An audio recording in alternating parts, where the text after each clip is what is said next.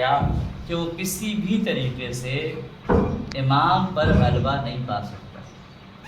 اس نے ہر طرز کوشش کی کہ کسی بھی صورت امام کی شخصیت کو مجروح کر دیا جائے،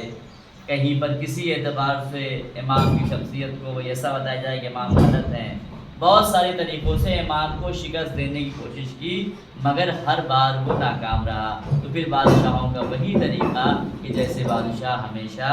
اماموں کو قتل کرتے رہتے تھے، وہی اس نے اپنایا،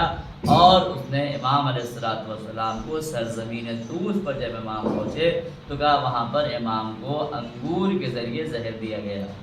اور انگور کا زہر اتنا زیادہ تھا کہ امام نے جب نوش فرمایا تو امام کے چہرے کا رنگ متغیر ہونے لگا، امام اٹھ کے چلنے لگے، اور اس کے بعد مامون کہتا ہے کہ فضل رسول آپ کہاں جا رہے ہیں؟ تو بس امام نے ایک جملہ کہا، تو مجھے جہاں بھیجنا چاہتا تھا بس اب نہیں جا رہا ہوں۔ تاریخ نے کہا کہ امام کے چہرے کا رنگ متغیر ہوا، اور اس کے بعد امام کی حالت بگڑتی گئی، یہاں تک کہ جب یہ 23 ذیقعدہ رونما ہوئی تو امام اس دنیا سے چلے گئے اور شہید ہو گئے۔ 8ویں امام تھے، 9ویں امام نے نماز جنازہ پڑھائی، اور امام کا جنازہ بڑی شان و شوکت کے ساتھ سرزمین طوس پہ دفن ہوا، اور چاہنے والوں نے گریہ بھی کیا، لیکن ہم نے اس واقعے کو پڑھنے کے بعد جب کربلا کا رخ کیا تو معلوم ہوا کہ کربلا میں اس امام کا جنازہ کہ جو امام کے جد ہے 3 روز زمین کربلا میں پڑا رہا، اور نہ جسم پر لباس ہے، نہ کوئی کفن دینے والا ہے، نہ کوئی دفن کرنے والا ہے۔ میں نے کہا امام رضا شاہ سلطان خراساں، ارے آپ کی عظمتوں کو سلام کہ آپ کا جنازہ دفن کیا گیا ہے، آپ کے چاہنے والوں نے آپ کے جنازے کو غسل دیا ہے، کفن پہنایا ہے، بڑی شان و شوکت سے لے جا کے دفن کیا،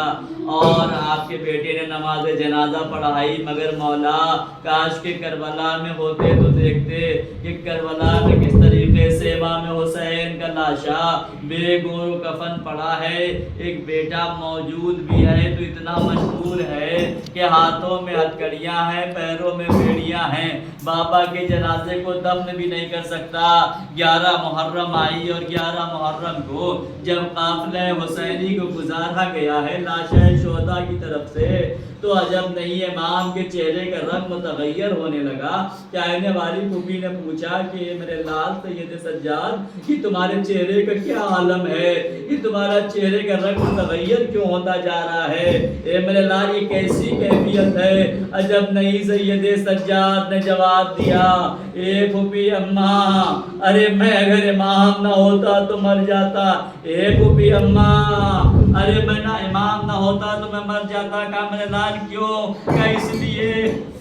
کیونکہ میں موجود ہوں، میرے بابا کا لاشا میرے سامنے بے گور و کفن پڑا ہوا ہے، بیٹا موجود بھی ہے تو اتنا مجبور ہے کہ نہ دفنا سکتا ہے نہ کفنا سکتا ہے۔ اے پھوپھی اماں، میں کیسے زندہ رہوں جس کا بابا